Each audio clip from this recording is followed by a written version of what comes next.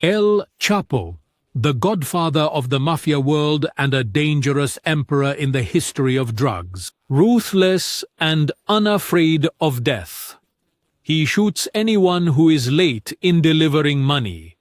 Joaquín Guzmán Loera, nicknamed El Chapo or the Shorty, is the founder of the largest drug trafficking gang in Mexico. He built his own empire by working with the drug genius Héctor Palma, then the smuggling legend El Padrino, who opened the way for him to the world of drug trafficking to more than 60 countries. He drove America and Mexico crazy, and the war against him cost millions of dollars.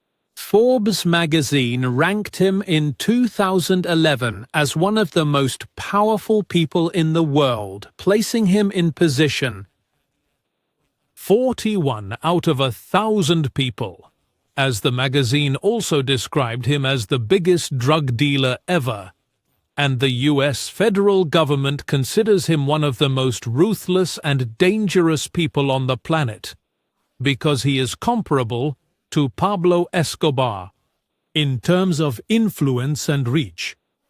He escaped from prison 3 times and married 5 times, including a Miss America. His wealth is estimated at $12 billion, which the authorities were able to account for. As for the hidden money, it is countless. He used to smuggle cocaine inside fire extinguishers and cans of hot pepper. When he was arrested, he escaped from prison by bribing the guards with an amount estimated at $3 million. His danger made the United States of America. A reward of $5 million is offered for information leading to his capture. In the year 2014, he was arrested again, but he also escaped from prison through a tunnel dug under his cell's bathroom. Finally, he was arrested in the year 2016 and was extradited this time to the United States of America, where he was sentenced to life imprisonment. The question that arises is, how did El Chapo reach this level of power? Joaquín Guzmán Loera, nicknamed El Chapo or the Shorty, was born on the 4th of April 1957 in the state of Sinaloa in Mexico. He grew up in a very poor family and was raised on a farm in La Tuna, part of the coastal state of Sinaloa. His father, named Emilio Guzmán Bustillos, worked in agriculture, and his mother, named María Consuelo Loera, was a housewife. He is the 4th among his 6 siblings, 2 sisters, Armida and Bernarda, and 4 brothers. They are Miguel Ángel, Aureliano, Arturo, Emilio. He had a very difficult childhood, as he was unable to complete his studies and left school at the elementary level. Then he devoted himself to his trade in oranges, while also helping his father in farming, especially in raising livestock. El Chapo's beginnings started when his father was herding sheep one day, and he heard from a friend about a plant that could be grown and sold for thousands of dollars. The problem is that this plant is classified as a drug and is internationally banned. Due to the poverty his family was living in, El Chapo's father decided to plant it secretly and told his wife and children not to tell anyone about planting this plant because it is prohibited, and he would sell it for large sums to lift us out of poverty. Then he started planting this plant, selling it, and earning huge amounts of money. During this period, his son Joaquín, who is El Chapo, left school at the elementary level, unable to read or write. And he started selling oranges in the streets, while his father sold drugs and spent all the money on drinking parties. And the nights out with the girls. When El Chapo saw his father earning this fortune from drugs and losing it in alcohol and corruption, El Chapo decided to give up the orange trade and do as his father did, and he started dealing drugs at the age of 15. And when Abel Chapo saw his son following in his footsteps, he kicked him out of the house. So, he went to his grandfather's house and lived with him, growing up in his home. During this period of his youth, Joaquín Guzmán was nicknamed El Chapo, which means short and stocky. Then he continued in the drug trade alone, among the popular neighborhoods until he reached the age of 20, where he entered the world of organized gangs and became a supervisor in one of the gangs, overseeing the transportation of drugs, shipping them himself, and then smuggling them from another country. At this age, Chapo proved his success in smuggling drugs for major dealers because he was the one who would go to the gang leaders and pressure them, telling them, "Double the amount of drugs, and don't worry, I will smuggle them and take responsibility. If anything is lost, you will be compensated for the loss." Chapo succeeded in all drug trafficking deals from Mexico to America, and he began to gain a reputation and trust among gang leaders. And each time, the quantities doubled, and the requests from new gangs to work with him increased, because the news they received about Chapo said that he was talented and professional in smuggling drugs to America. At the end of the 70s, the news reached one of the legends of drug trafficking in Mexico named Héctor Luis Palma. So he contacted El Chapo and suggested working with him. El Chapo's response to this request was, he accepted because he had heard before about the strength of Héctor Palma's gang among drug dealers and his influence with the Mexican and American authorities. So then they worked together until the year 1993. At this very time, Chapo was arrested and Pablo Escobar was killed in the same year. 2 years later, specifically in 1995, the mafia leader Héctor Palma was also arrested. And when El Chapo saw his boss also enter prison, he realized that it was impossible to get out of prison by bribing court judges. Because their case had grown and become a matter of international public opinion, he changed his plan to escape from prison by starting to bribe guards and prison staff. Additionally, the prison where Chapo was held is considered one of the best and strongest prisons in Mexico.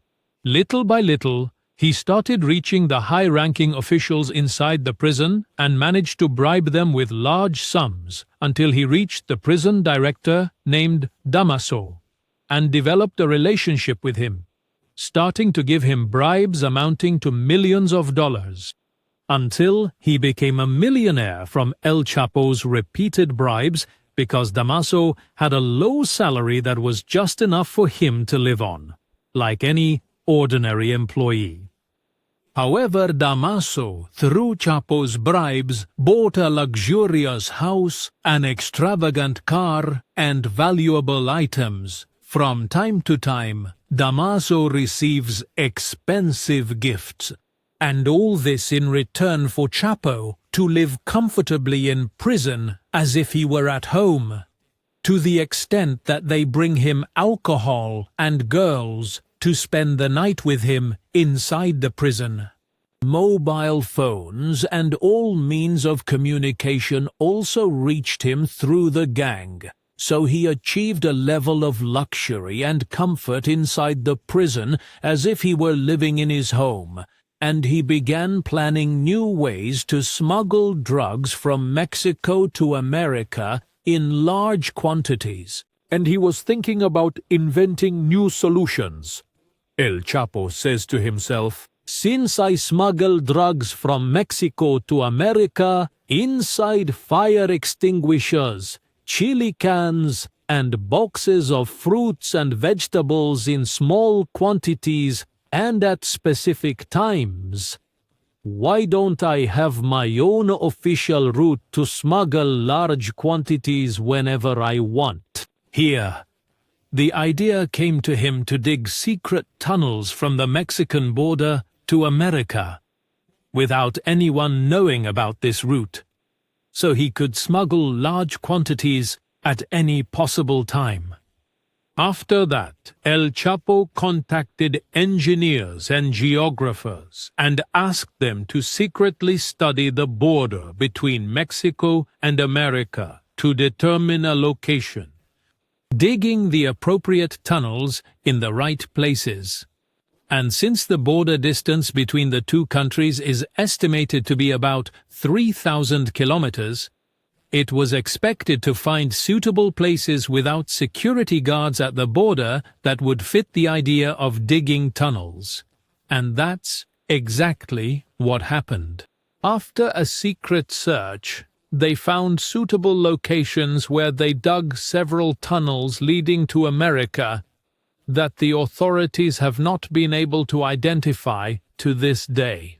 And from here, El Chapo's gang began smuggling drugs in large quantities estimated at hundreds of tons daily from Mexico to America, which increased the number of drug-addicted Americans. It doubled frighteningly, and with it, El Chapo's profits inside the prison doubled, reaching approximately $20 million in a single day. In return, these drugs have destroyed the lives of many young Americans due to their danger to the health of anyone who uses them. And El Chapo was sending the 3 worst types of drugs ever. The first type is heroin, which causes strokes and brain hemorrhages, as well as kidney failure and sudden heart attacks. And this is due to the depression of the nervous system at the moment of heroin use. As for the second type of drug, it is called methamphetamine, which causes chest pain due to high blood pressure, leading to rapid heartbeats. And this ultimately leads to severe heart attacks that can result in death. These symptoms can occur to anyone, and even from the first dose they take in their life, it could lead to death. The third type that El Chapo sent was marijuana. The strange thing is that all drug traffickers and dealers never use these types of drugs themselves. They only trade them to make money, fearing for their health. However, the American authorities began to notice these types of drugs spreading rapidly among people, and they see young people dying every day in the alleys of the streets due to heart attacks caused by overdoses of these drugs. As America sees it, these young people, who are supposed to be the future generation of the country, have become addicts and are thrown into the streets and neighborhoods in all cities. Here, America began to feel the danger and sees that its empire could fall because of these drugs. Then it began to pressure Mexico to hand over criminals like El Chapo, who, despite being imprisoned, still smuggles drugs. And this time in large quantities, so it is necessary to hand him over to America, which will prevent him from moving or doing anything from inside the prison. From here, Mexico began to realize that it needed to hand over some gang leaders at the same time. The news reached Chapo, which caused him fear. and he began to think of a way to escape from prison. After deep thought, he came up with a comprehensive, carefully studied plan with his gang and the detainees with him to escape from prison, because he was at risk of being handed over by Mexico to America at any moment, and therefore he had to escape from prison immediately. Here, El Chapo began sending double bribe amounts to the prison director, Damaso, and told him about the necessity of getting out of prison as soon as possible, because he is threatened with being handed over to America. Damaso responded with agreement and acceptance of this request due to the large amount of money El Chapo was offering him. Here, Damaso began to prepare the conditions for the success of the escape plan, precisely. On the 19th of February, 2001, on this day, Damaso began reducing the number of guards inside the prison. At the same time, El Chapo had an agreement with the cleaner who came to his cell every day to take his clothes and those of the other prisoners, then go to put them on the car outside the prison. Afterwards, he takes the clothes to the washing machine where he washes the prisoners' clothes in another city. This is the routine work that the cleaner named Chito does every day. As Chito knew on this day that there were few prison guards because most of them had taken leave from Damaso, Chito collected the clothes from the prisoners until he reached the cell where El Chapo was. And instead of just taking the clothes, he also took El Chapo and hid him inside the cart, then placed the clothes on top of him.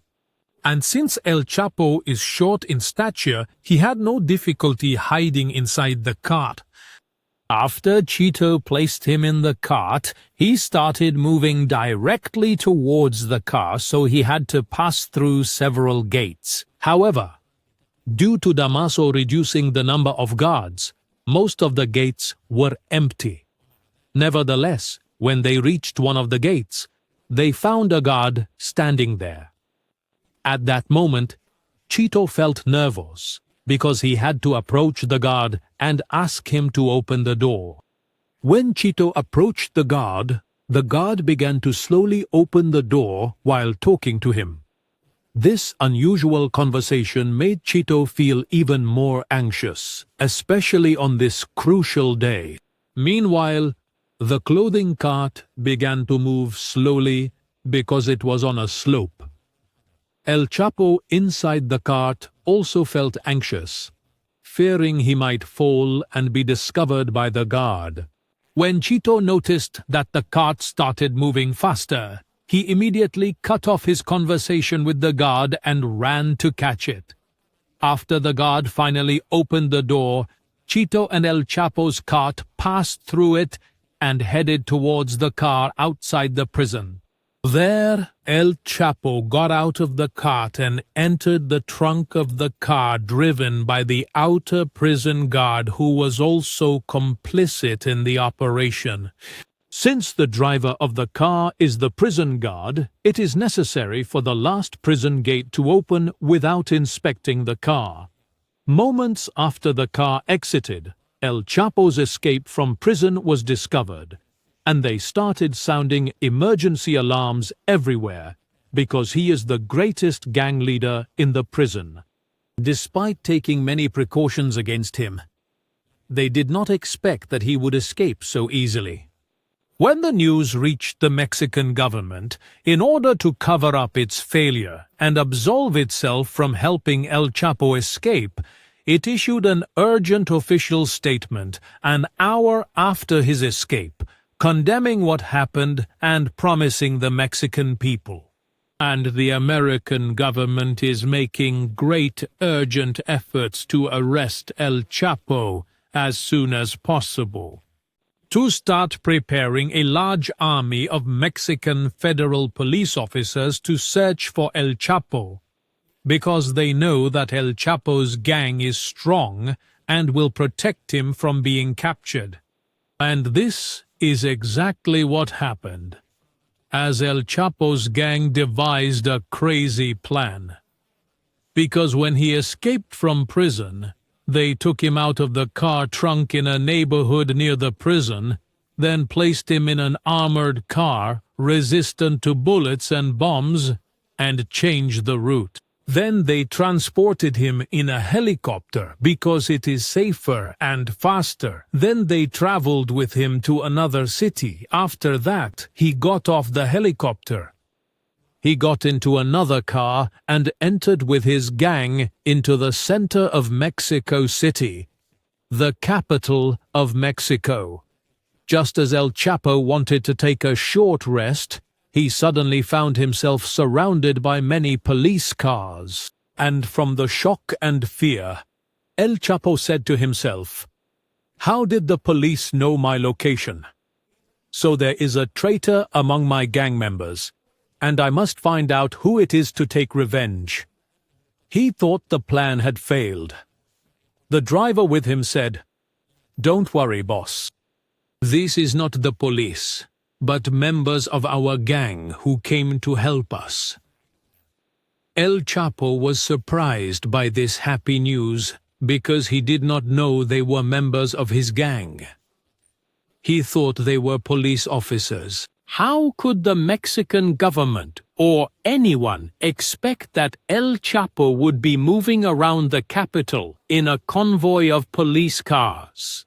Indeed, the gang succeeded in smuggling El Chapo out of prison and took him safely to his new location without anyone noticing.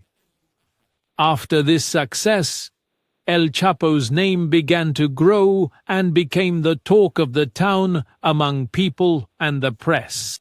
In the country of Mexico, El Chapo also decided to work on himself and began to strengthen his image with the people and the Mexican authorities by helping the poor and needy. He also built hospitals and schools. Through these charitable acts, many people began to love him, and he gained their sympathy, and the name El Chapo was widely spoken among the poor, being seen as a national symbol just like Pablo Escobar. And due to the great fame El Chapo gained, he became paranoid and started saying, "I am free and do what I want and challenge everyone." With this excessive arrogance, he decided to eliminate all the gangs that competed with him in selling drugs within Mexico or smuggling them to America. El Chapo announced that any gang competing with him in drug sales has only two options: either join us and become partners, selling and making money together, or the second option is death and the elimination of all its members. And this decision he made was aimed at gaining immunity and having a large army so that no one could arrest him and take him to prison again. He succeeded in that decision and gained more popularity, and his gang grew, as did his power, to the point that he became the 10th richest man in Mexico, and one of the world's richest people until the year 2006. In that particular year, a new president named Felipe Calderón was elected, who swore on the Mexican Constitution before the people and promised them that he would prepare a strong army to restore Mexico's prestige and declare war on all drug traffickers because of what El Chapo did in Mexico. Put the state in an embarrassing position with the people and the American government. How is it possible for one man to bring down the prestige and value of an entire state in front of the eyes of the world? In addition, he humiliated the police and the army without them being able to capture him. Here began a war between the gangs and the Mexican government.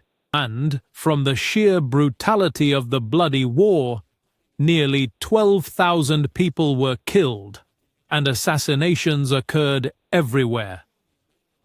Among its victims were members of the Mexican government and parliament, and raids spread across all cities and neighborhoods of Mexico. The big problem that the Mexican president faced is that El Chapo bought half of the government and army members. So the government and army became filled with many traitors secretly affiliated with the gangs. The El Chapo gang also acquired heavy weapons and armored vehicles as if they were a complete state army. This made it difficult to capture the gang leader. The government's attempts to capture El Chapo failed several times because his gang became frighteningly fortified. Mexico remained in this state, and with it, the days and years passed as El Chapo's gang grew and its influence expanded in drug trafficking to other countries. Here, the El Chapo cartel has become one of the largest gangs in the world because they started appearing publicly and are not afraid of the authorities or any other gang, as they also deal drugs in public streets. They torture their enemies in front of everyone, so the Sinaloa cartel has developed into one of the strongest gangs in history, even stronger than the Medellin cartel. Pablo Escobar's gang, to the extent that they controlled the entire American border area, and they began smuggling tons of drugs in numbers double the previous ones. Yet, America failed to find a solution to stop these drugs from crossing. President Barack Obama decided to intervene personally and sent advanced weapons and the latest technologies to Mexico to arrest the leaders of these gangs. They began working secretly until the year 2014, when they managed to reach a person who was working with El Chapo. This person was in control of all the technical aspects of the gang. So the American and Mexican governments decided to pressure him to work for them. With the help of this person, they were able to access the secret networks where the gang members communicated. Through spying on these networks, finally, after 13 years, they managed to reach the meeting places of the gang members, and El Chapo's hiding place was identified. At the same time, El Chapo was hiding in a large house in the city of Chihuahua. This house was under heavy security, and gang members prohibited anyone from passing by it, to the extent that all its doors were made of steel. And due to the difficulty of the location, the government began sending spies who sometimes posed as cleaning workers or road repair workers, so they could confirm El Chapo's presence in that house.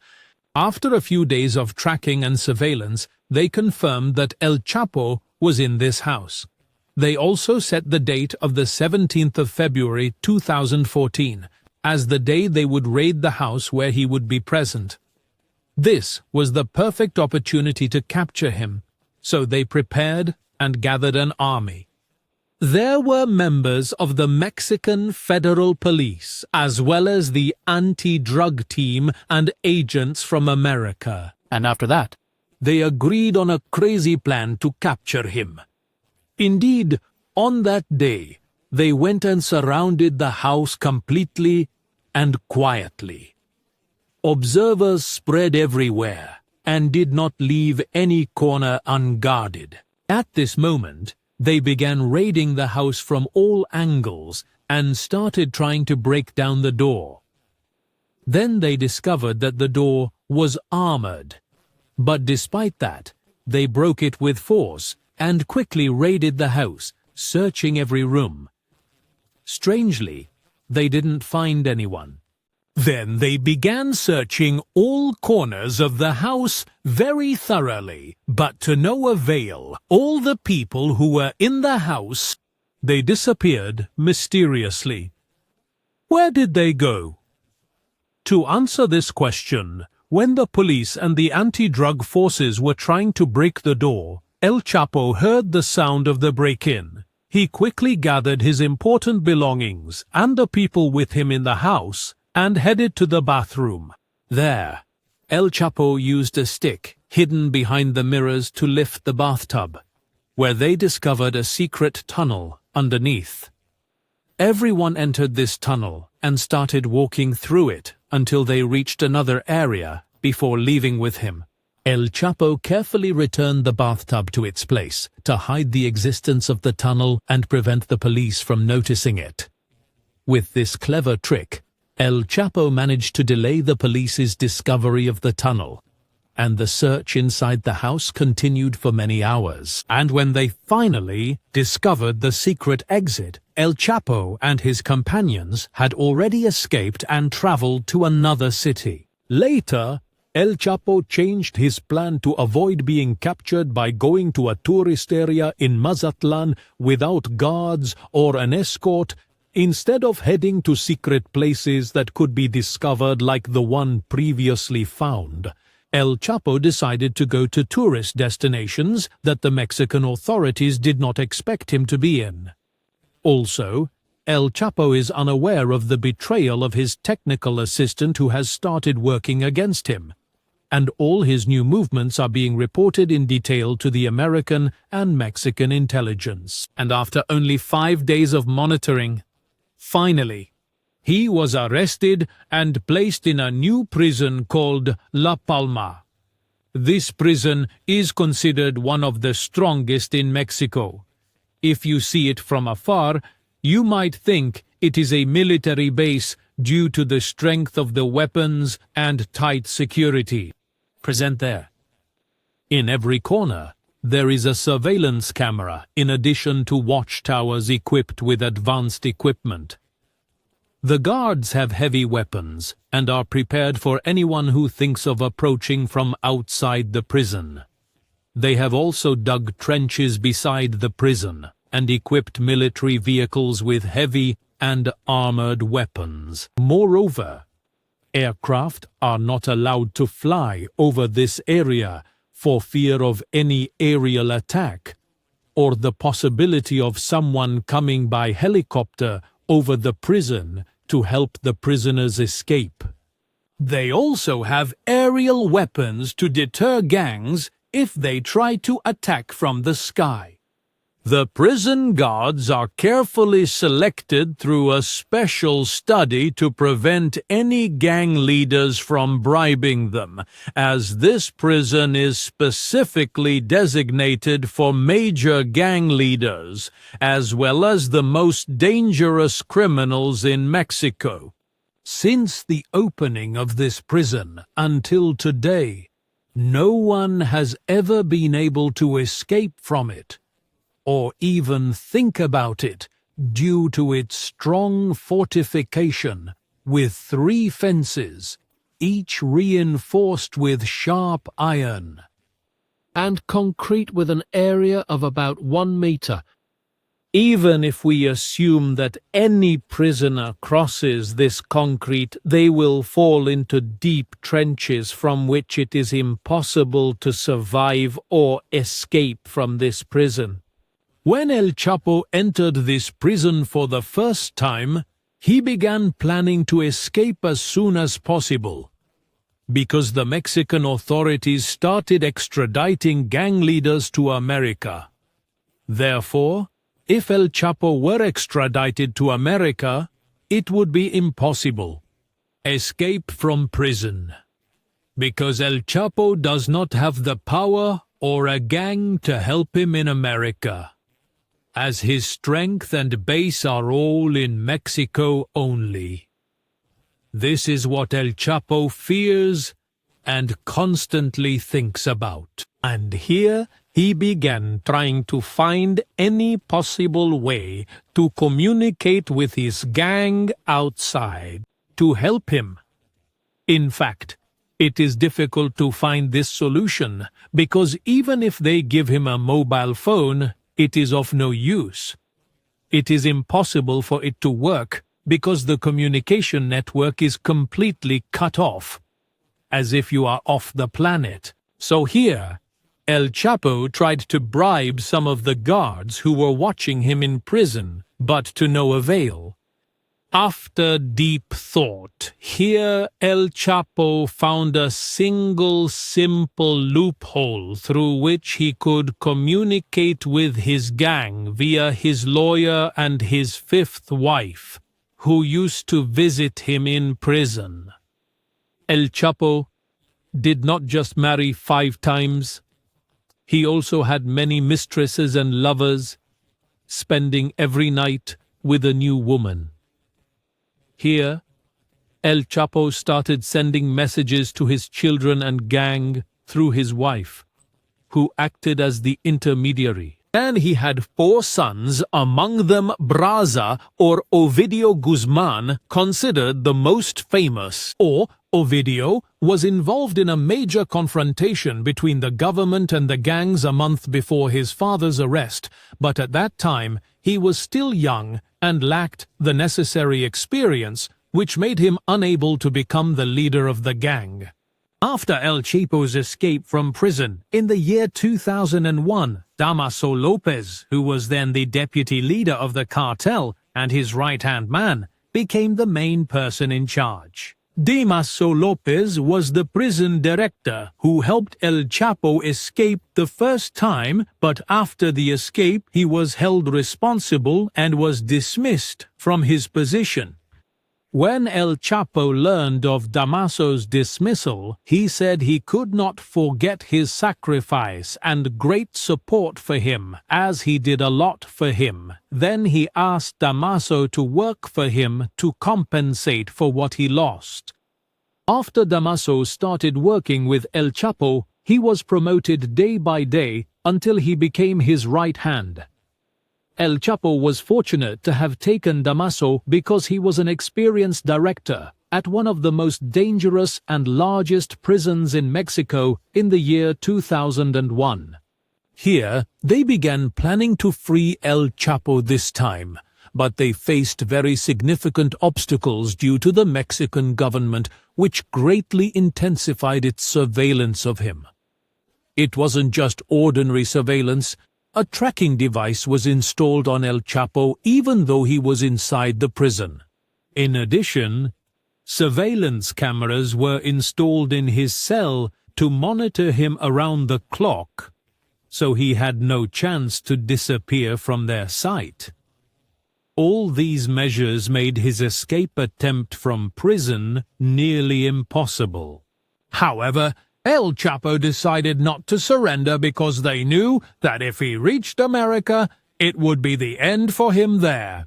After deep study and thought, El Chapo and his gang came up with a crazy plan to solve these impossible problems of escaping from prison. The gang went to the lands near the prison, and they started looking for properties for sale. Then they found a building there about 1.5 kilometers away from the prison.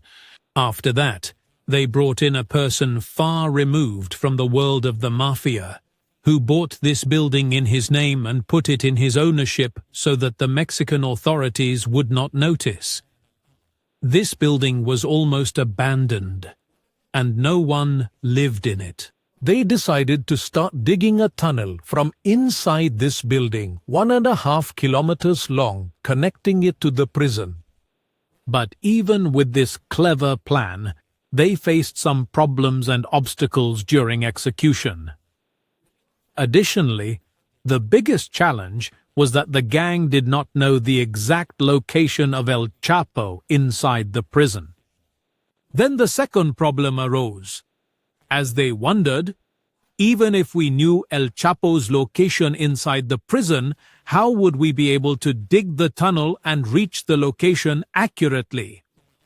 Then a third problem appeared if we found solutions and reached El Chapo's cell. How will we open the hole without anyone noticing when it's under surveillance 24 hours a day? Even if we solve all the problems and reach El Chapo and open the hole, the Mexican authorities will know because they have installed surveillance cameras inside the cell and it is monitored around the clock. Therefore, the plan will be quickly exposed at this stage. El Chapo and his gang started thinking of an alternative plan to overcome these obstacles, as it became impossible to carry out the escape operation in this way, and accurately determining the underground route was extremely difficult. After deep thought, El Chapo devised an alternative plan to overcome all the previous obstacles. He waited until the day of his visit from his lawyer and wife and told them, "I have a plan that can solve all the problems, and through it, the gang will be able to know my exact location. The idea is very simple. Bring me the tracking device to the prison so I can place it in my cell to accurately determine the digging path." The implementation of this idea is also very easy. His wife and lawyer asked him about the issue of surveillance cameras inside the cell 24 hours a day and how he would solve this problem. El Chapo answered them, "I will place the tracking device under the shower heads, as it is the only place not reached by surveillance cameras because it is considered a private area for the prisoner." Then his wife and lawyer asked again, "How can we bring in the tracking device? The prison has 5 stages of inspection before reaching you, and this is extremely difficult." El Chapo replied, "This is also a simple problem. All you have to do is buy a very small tracking device. Then go to a watch specialist to install the device inside the watch.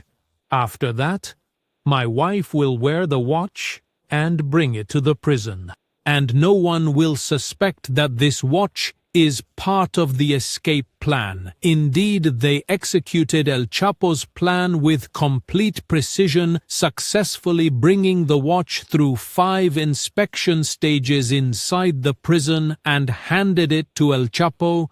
El Chapo took the watch to his cell and placed it in the toilet because it was the only place no one could see. Then they began executing the plan with the highest level of professionalism, starting to dig underground to a depth of 10 meters. Then they reinforced the tunnel with wood to ensure it wouldn't collapse, and they installed air pipes for 1.5 kilometers to prevent suffocation. They also extended the tunnel with lighting along the same distance. Digging this tunnel was much more difficult than the tunnels they had dug before, as the previous tunnels between the borders were very simple, because they used heavy equipment that made loud noises without anyone noticing. As for this tunnel, any loud noise will reach the prison guards directly, which will expose the plan. Due to the difficulty of digging, El Chapo was always scared and tense, as the Mexican authorities could hand him over to America at any moment, which would mean his end there. After they successfully dug the tunnel with precision and skill, the awaited day arrived on the 11th of July, 2015.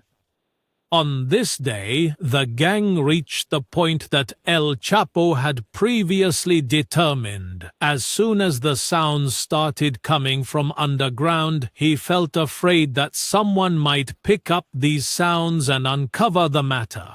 To cover up the noise of the digging, he turned on the small TV in his cell and raised the volume to the highest level, despite turning on the TV to increase the noise.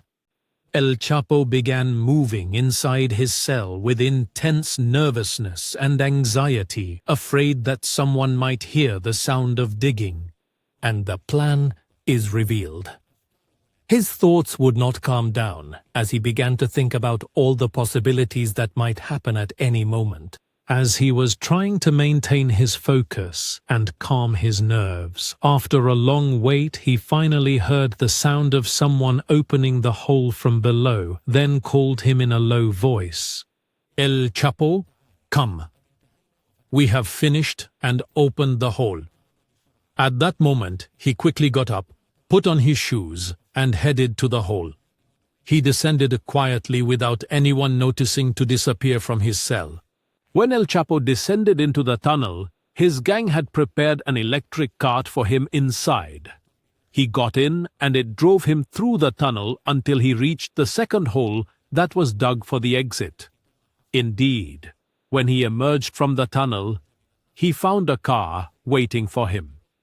Prepared by his gang, he got in and it took him long distances. After that, he left the car and moved to a large truck that was waiting for him. Meanwhile, inside the prison, no one knew about his escape, as his guards thought he was still in the bathroom showering. After El Chapo got into the truck, it traveled with him for 2 hours, allowing him the opportunity to leave the city where the prison was and reach another city. In that city, his gang had prepared 2 private planes for him.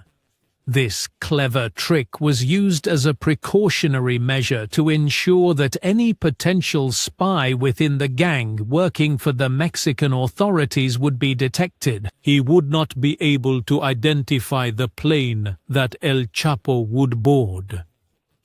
This plan aimed to distract any informant trying to report their movements, giving him a greater chance to escape safely. After the 2 planes took off, the plane carrying El Chapo headed towards the state of Sinaloa.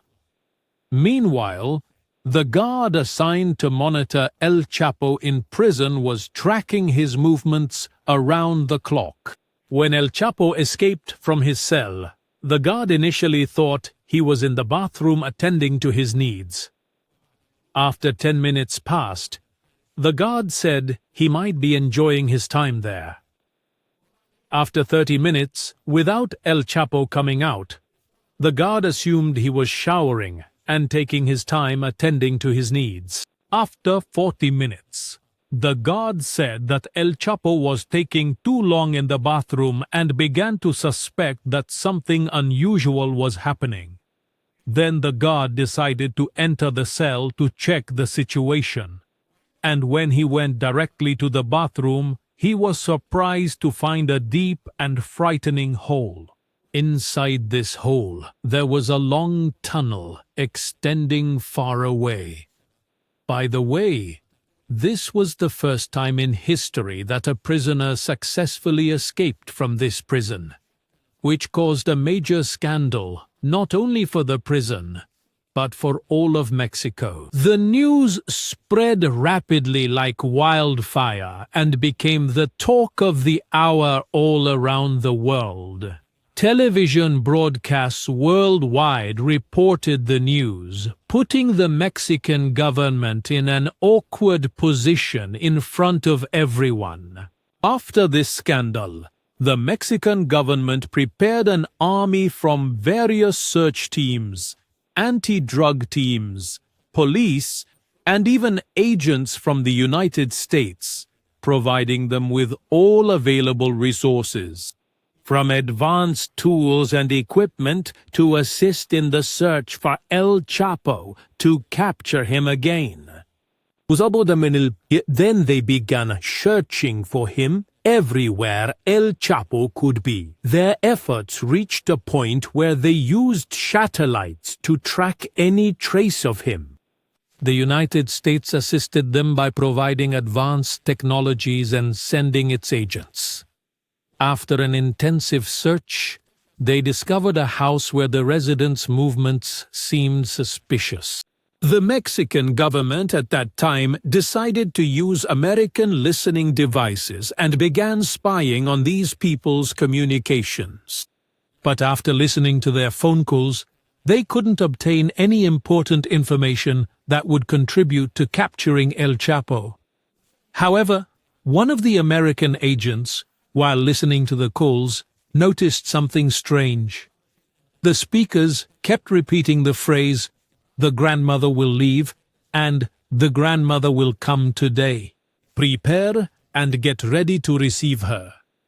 This caught the attention of the American agents, as they noted that this type of communication is unusual, especially since the grandmother in American culture does not usually receive such significant attention and is often placed in nursing homes. Based on that, the agents decided it was necessary to investigate this grandmother, who seemed to be causing a lot of interest and chaos, to see if there was a hidden meaning behind this repeated phrase. After monitoring and waiting for the day it was said the grandmother would arrive, the agents assigned to surveillance were surprised that this grandmother arrived not in one car, but in a large convoy of cars, all with tinted black windows, making it impossible to see who is inside. These details significantly increased the suspicions. The spies assigned by the Mexican and American governments began to notice stranger things. They saw that the house the grandmother entered was quickly surrounded by a large number of armed men who positioned themselves at all corners to protect the house. What raised suspicion was that this heavy security presence was carried out secretly and systematically without attracting attention from the moment the grandmother arrived. This strange move reinforced the agent's suspicions that this grandmother might be a symbol of something much bigger than it initially seemed. Here, Mexico and America began to devise a plan to raid the house to uncover the identity of this grandmother. After continuous surveillance, they noticed the grandmother returning home after monitoring communications between some individuals, where they heard voices resembling those of El Chapo's family. Over time, their conviction grew that the grandmother was El Chapo himself. It was 6 months after El Chapo's escape from prison. The Mexican and American governments decided to surround the house with large forces of police and military. They are completely confident that the grandmother is El Chapo. They surrounded the entire neighborhood and the surrounding areas to ensure the grandmother could not escape through any new tunnel. The plan aimed to arrest her and close all exits in case she attempted to flee, increasing the chances of success with minimal losses. The raid began when the army and police forces moved towards the house. Due to the large numbers of gang members, a fierce battle erupted between the two sides as they exchanged gunfire, as if they were scenes from an action movie filmed by the government. During the fight, many gang members fell, while the rest realized they were in a losing position, fearing death. If they continued fighting, they began to surrender. In the meantime, the army celebrated the success of the operation and began searching for El Chapo, believing he might be hiding among the bodies. But after a thorough search, they did not find him, raising questions about his whereabouts. The army and police began interrogating the gang members who surrendered.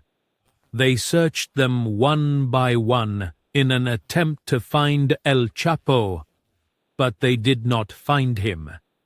Confusion increased among the security personnel, and they were sure he was still in the house. They decided to search the place thoroughly and looked in every corner. During that, one of the army men noticed a mirror moved, and when he approached it, he discovered a large hole leading to a tunnel. He realized that El Chapo had escaped through this tunnel. While they were in the midst of these discoveries, they received a call from a checkpoint about 20 kilometers away, informing them that they needed assistance and that they had captured El Chapo.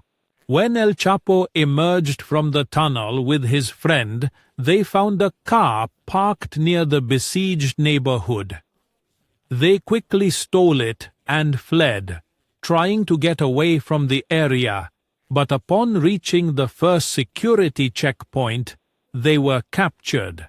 When El Chapo realized there was no hope of escape and that he was trapped, he tried to entice the officers with large sums of money and offered to make them rich.